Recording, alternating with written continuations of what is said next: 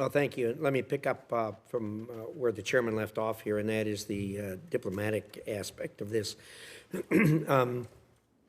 I think probably anybody that operates in this lane on diplomacy can't be more disgusted with the UN than it is right now. I mean, what good is this institution where you have a permanent member of the UN Security Council violating the basic precept and the reason that the UN exists, and that was for security for nations, for their sovereignty, and for their borders.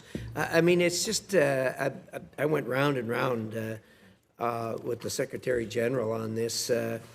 What we send billions there, and what do we get? Speeches, nothing more. And they can't even, not only can't they stop this, which they should, they can't even pass a resolution condemning it because of the way the UN is set up. So I'm disgusted there. But that just means that we've got to pay more attention on a bilateral basis with our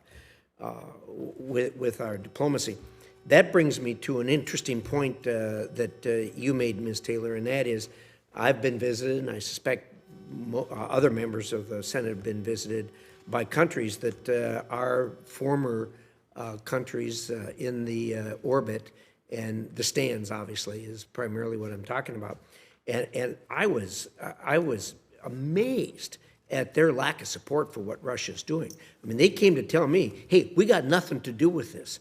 Now, I hadn't seen them. I hadn't talked to them in years, but they voluntarily showed up and said, look, we want you, the United States, to know we got nothing to do with this. And I was amazed that Putin called on them to step up and send people and supplies and weapons and everything else, and they haven't done it. So I think there's a real opportunity there, and I think that we really ought to exploit it.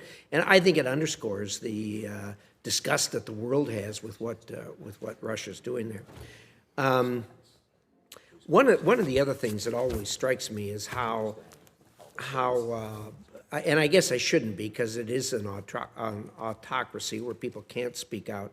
But it always amazes me how the Russian people come to defense of this. I mean, I don't know how you can watch what's happened in Ukraine, the atrocities that have been committed there, on a par with the kinds of things that happened in World War II, and say, well, you know, this is all right because they wanted to join NATO or something like that. What's your view on? Is there any?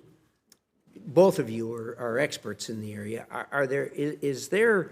What's it like at home in Russia? You live there, Ambassador Sullivan. You live there. What do you hear from the people there when they whisper in your ear? Well, thank you, Senator Risch. I think there are several things going on. First, the media environment in Russia is merely state propaganda. It is what the Russian people hear 24/7. They have to really seek out other sources of information if they don't just want to hear the Kremlin's propaganda. And many of them, they've got other things to do with their lives. They're just steeped in it all day long. Second, this is a country dating back to Soviet days where people just did what they needed to do to survive. They kept their heads down, they shut up, they didn't make a scene, and that's what most Russians, I believe, many Russians are doing now. There are some who have fled, there are some who tried to protest, they've been sent to labor camps, but there's a large segment of the population who, as they did in Soviet days, sort of keep their head down and try not to attract attention.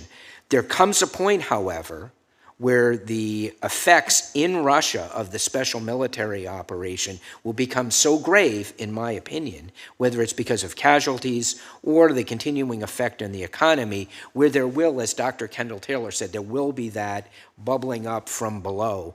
But it's a country that has been, dating back again to Soviet days, they've dealt with this. The Russian people, as the Russian Federation, part of the Soviet Union, they've dealt with these types of situations before in ways that Americans can't imagine. Even the younger generation? The younger generation is, born since the Cold War ended. Many of them are nationalists. They hear the World War II propaganda that Putin spews, that this is what our grandparents did in defeating the Nazis.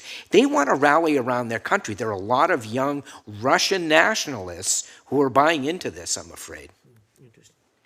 I guess my time's up. Dr. Taylor, why don't you give us? Yeah, just to echo, I mean, I agree that I think there is quite a lot of broad support, and certainly Putin's public approval ratings have gone up since the invasion. Obviously, it's very difficult to understand and gauge citizens' true preferences for the reasons that the ambassador was talking about. But I think, one thing we have to keep an eye on is I talked about Putin mobilizing Russian society. So for years, the apathy, the passivity has been Putin's playbook. But what we're seeing is since he had to mobilize Russians and draw Russians into the war, there is much more active support. No longer can people be as passive as the ambassador is saying. That's been a real change. There's more citizens reporting on other citizens. The heartbreaking story of a father who was arrested because a little girl drew an anti-war picture. I mean, there is a lot of kind of citizens reporting on other, so Russia is moving from a demobilized society to a mobilized society, and I think we'll have to keep an eye on that for what kind of implications that produces for the future. But the one extra point I will very quickly make is there are many, many, many, hundreds of thousands, something like 300,000 Russians have fled in the aftermath of the war. That provides an opportunity for the United States. And I think that's another area where the US Congress can do more to enable those Russians who have left.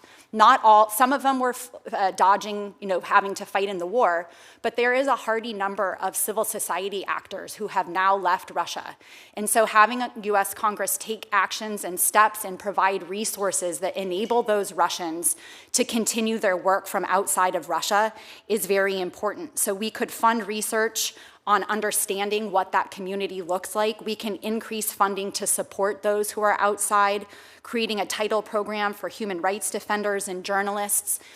So those are opportunities, again, trying to find the opportunities that come out of this war and this huge population of Russians that are now outside the country, I do think represents an opportunity that we could tap into. Thank you.